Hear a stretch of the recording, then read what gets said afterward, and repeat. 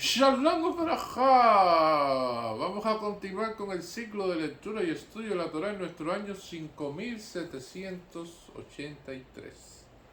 Y esta semana tenemos para Shaviat Lachá y dice así: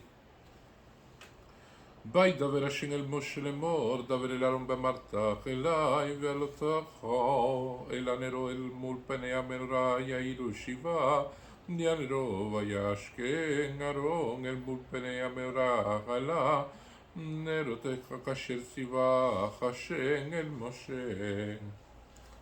Habló Hashem a Moshe diciendo: habla a Aarón y dile, cuando encienda las lámparas hacia la faz de la menorá, iluminarás las 7 lámparas. Y así hizo así Aarón hacia la faz de la menorá, encendió sus lámparas como ordenó Hashem a Moshe. Y esta es una parashá, habla sobre Aarón, de la mitzvah que le es otorgada a él de encender la menorá que estaba en el Mishkan. Es una de las cuestiones que nuestros sabios preguntan, dice, bueno, ¿y por qué aparece esta cuestión así a Aarón en este momento, hablando sobre encender la menorá, y por qué estas órdenes así a Aarón con respecto a esta cuestión? Y lo que sucede es que vamos a remontarnos a la parashá anterior. En la parashá de Nazó, que es la parashá más larga, como hemos ya comentado, de toda la Torá, se habla de una serie de donativos que hacen cada uno de los jefes de las tribus de Israel, y cada uno se le da un cabod muy especial. Tienen ese honor de estar mencionando su nombre. Hay un párrafo, aunque donan lo mismo, cada uno tiene su propio párrafo con su propio donativo, con su propia cuestión escrito en la Torá, para distinguir que cada uno es importante lo que hizo y que cada uno cuenta, y no solamente hablar desde el punto de vista colectivo, sino desde el punto de vista individual de cada tribu de Israel. Pero en todo este proceso de darle cabot a las distintas tribus de Israel, no aparece Aarón a Cohen. Aarón no aparece allí, no aparece la tribu de Leví representada. Y entonces, en ese momento, cuando se dio esa cuestión en específico, Aarón se puso a pensar, dice nuestro sabio, y dijo, bueno, ¿qué es lo que he hecho yo para no merecer estar dentro de esa donativo y estas cuestiones que han hecho los demás presidentes de las tribus de Israel? Y es una de las cuestiones en las cuales Aarón hace una introspección con respecto a su comportamiento. Y esto es un tema muy interesante con respecto a lo que dicen nuestros sabios. Generalmente hay cosas en la vida que no nos salen como nosotros queremos. Y cuando es así, la persona comúnmente trata de buscar culpables externos. Trata de decir, esto no me salió así porque fulanito de tal fue culpable de esto, porque si él hubiera hecho esto, esto no me hubiera pasado a mí. O menganito de tal hizo esto, y dígase también poderes desde el punto de vista del Estado, desde el punto de vista de cuestiones que se dan en la vida, pero nadie se analiza precisamente de introspección a sí mismo y dice, no, espérate un momento, primero me tengo que analizar yo a ver qué cosa fue lo que yo hice y esta es la consecuencia de mis actos, y entonces con respecto a esto que sucedió yo soy el culpable. Porque eso es una cuestión muy difícil de entender, de que la persona asuma la culpabilidad de las cosas, de que asuma el compromiso y de que asuma una posición de responsabilidad. Y esto es una de las cuestiones en las cuales él plantea que los judíos tenemos que emular como es Aarón a Cohen. Y Aarón a Cohen, cuando ve que él no es llamado él, que él no es como tal dado ese cabot, ese honor ante ante el pueblo de Israel en la parashá anterior, en Naso, Aarón Acob hace una introspección y dice, bueno, ¿qué habré hecho yo? Bueno, quizás el pecado del becerro de oro, yo participé en el pecado del becerro de oro con buenas intenciones, pero en definitiva es un pecado. Y en definitiva fue un error. Y entonces a lo mejor me están castigando por esto, la culpa es mía. O sea, toda esta cuestión de que Aarón realiza todo este proceso. Y entonces, en este momento que Hashem ve la aflicción que tiene Aarón a Cohen con respecto a eso y cómo él mismo está haciendo esa introspección, pero no va a reclamarle a nadie y decirle, no, esto es porque ustedes me han obviado a mí, porque no me han dado el lugar que yo me merezco, porque sencillamente no han actuado en contra mía, porque muchas personas a veces actúan de esa manera, o sea, piensan de que los demás están en contra de él, o sea, una cuestión que es normal, que se ve en la sociedad. Entonces, en ese momento lo que hace Aarón es hacer una introspección. Y Dios, cuando ve esa aflicción de Aarón, le dice a Moshe, dice, Vaidaber Hashem el Moshe, Daber el Aarón, o sea, dile a Aarón, mi amarta elay, dalojar al Aarón. Dice que cuando encienda las lámparas hacia la faz de la menorá, dice, iluminarán las 7 lámparas. Eso es una de las cuestiones de que le dijo, y dice nuestro sabio, que esto, cuestión de encender la menorá, es una misvá, que es una misvá diaria. O sea, los presidentes de las tribus fueron mencionados en la parashá Naso, llevaron esos, se puede decir, donativos, esos sacrificios, todas estas cuestiones, pero ya eso pasó. Lo que tú vas a hacer son todos los días de tu vida, pero que es más que cuando tú ya no estés, que fallezca, entonces los hijos tuyos tendrán esa responsabilidad. Por lo tanto, la misvá que tú vas a tener es eterna. Es una misvá, ledor, vador, de generación en generación. Lo que pasó en la parashá Naso, eso es de un momento de inauguración del Mishkan, pero ya hasta allí. Pero lo tuyo va a ser de generación en generación, por lo tanto fuiste premiado de manera superior a los demás. Y por lo tanto, de una manera diferente, porque los demás no están mencionados aquí, solo se menciona a ti.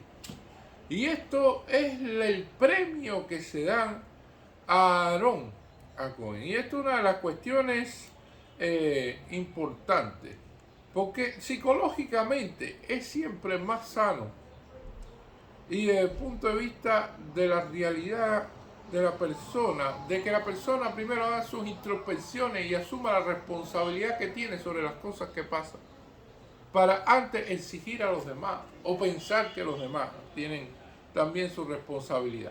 Y es una cuestión del mejoramiento personal, del tikkun, de la rectificación que tiene que hacer las personas.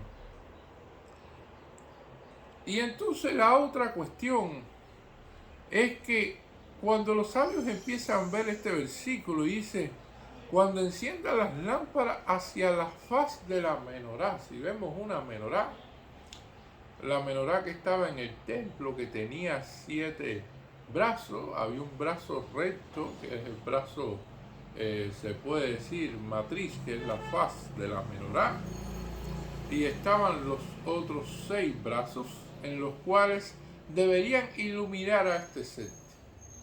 Y estaban estas llamas, se podrían decir, porque el fuego tiene una cuestión, el fuego asciende, el fuego sube, el fuego se eleva. Y entonces estas llamas deberían iluminar como tal a este fuego que está en el centro, o sea, estaban girando hacia el centro de estas llamas, lo cual sería también considerado un milagro dentro de los tantos milagros que tenía el Mishkan, porque las llamas ascienden verticalmente hacia arriba, o sea, ellas no van a tener ese proceso de doblar, las que están hacia la derecha hacia el centro y las que están hacia la izquierda hacia el centro, y entonces hacerlas así, y la que está arriba ascendiendo de esa manera. Es una cuestión muy particular de esa forma de iluminar la menorá en cuestión, que estaba en el Mishkan, que después estuvo en el Beit HaMikdash.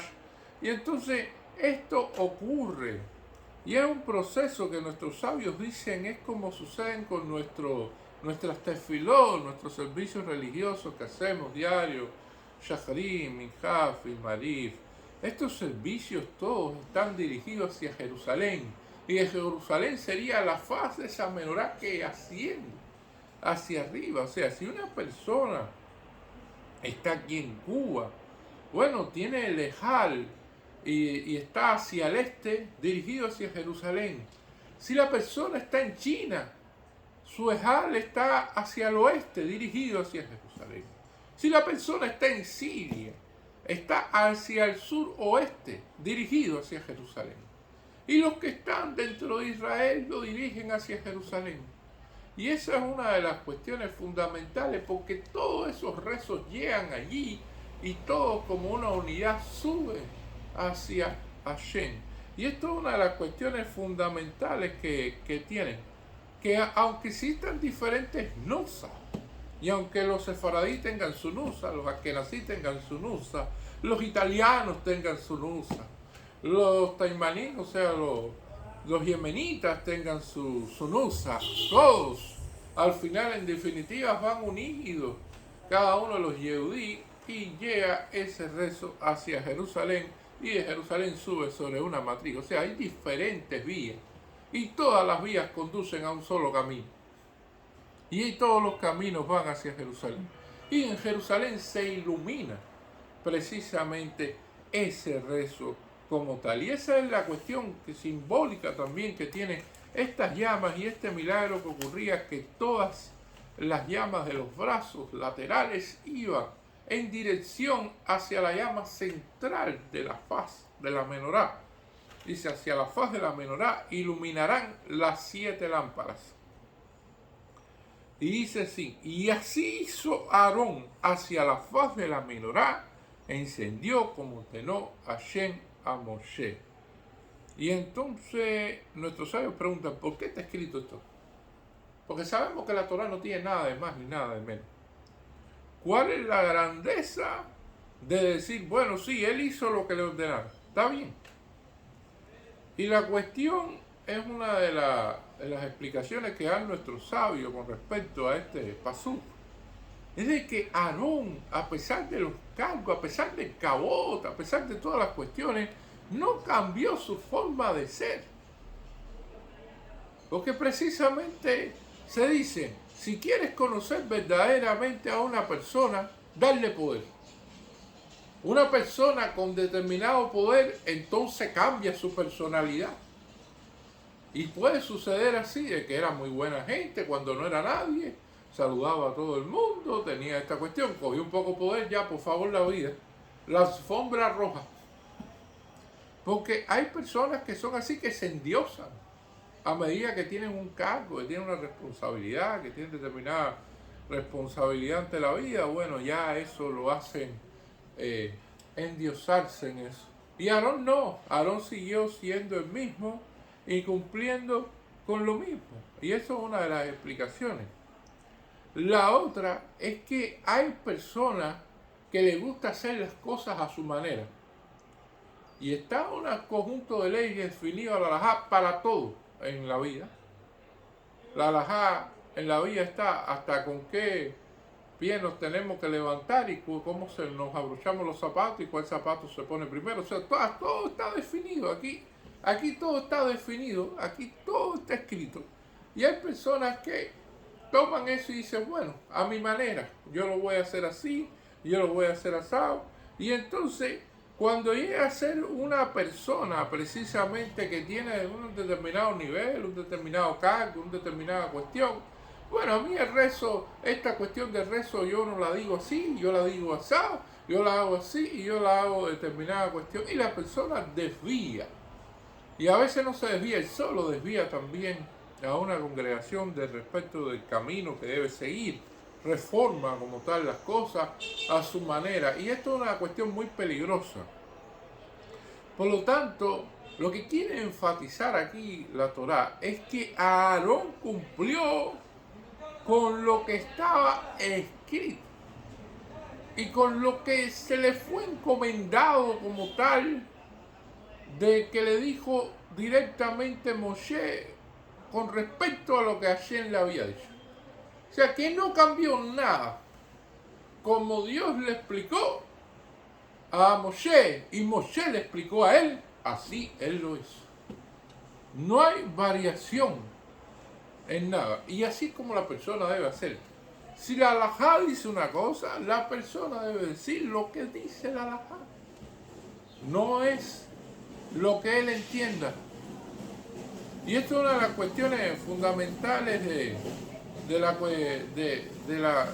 cumplimiento de la Torá y la Mitzvot. Y por eso la Torá, la Mitzvot y todas estas cuestiones han llegado a nuestros días sin cambio alguno, sin modificación alguna. Esta Torá que nosotros recibimos, nadie está autorizado a decir, bueno, no, ahora este pasú no está aquí, vamos a cambiar Hasba Shalom. Eso es un pecado, eso no se puede hacer.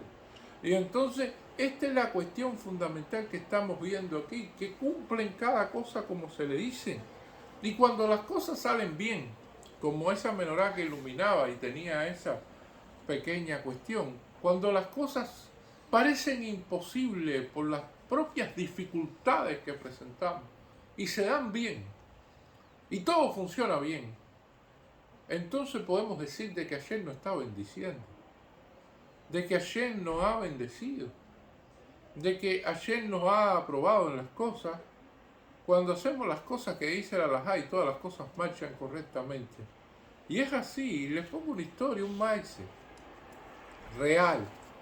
Dentro del año de Shemitah en Israel, en este proceso, este último año de Shemitah, muchos rabinos empezaron a pedir de que, por favor, los agricultores que tienen que cosechar algunos tipos de cultivos que se cosechan un mes antes de Rosh Hashanah, y estos son las papas, la zanahoria, el tomate y la berenjena, que esos cultivos no se cosechen en ese periodo, sino que esperen un mes después a que cumpla el año y pase el año de Shemitah y por lo tanto se pueda cultivar la tierra.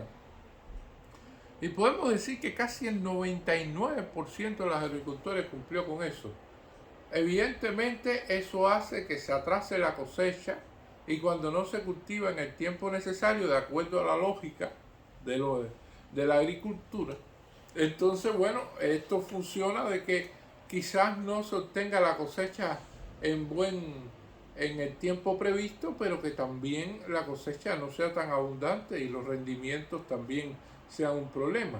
Y lo que ocurrió fue que sembraron un mes después, a pesar de todo lo que la lógica indicaba y lo que las leyes de la agronomía y todas estas cuestiones decían.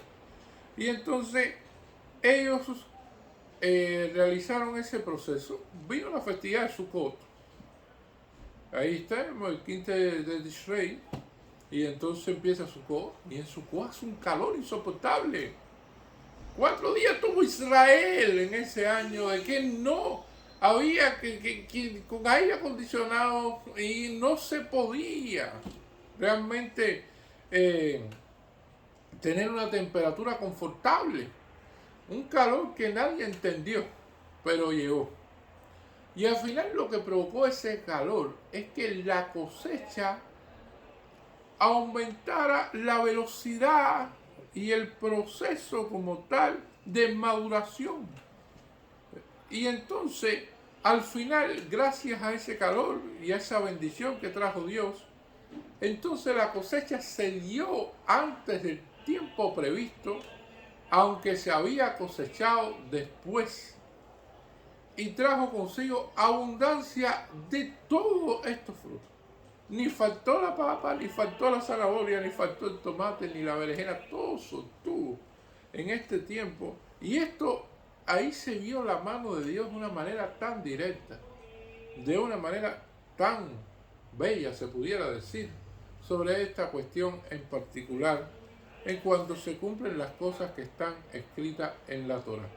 Y así, cumpliendo las leyes de la lógica, de la agronomía, de toda esta cuestión de que si, mira, no cosechaste en el tiempo previsto, Dios proveyó el calor necesario en esos días de Sukkot, que tenemos que estar en la Sukkah, que tenemos que salir de nuestras casas para estar en viviendas temporales, hizo posible una abundante cosecha en el medio de toda esa situación. Y eso es lo que hace Hashem. Hashem bendice, como está escrito, a la persona que sigue sus mandamientos. Muchas gracias.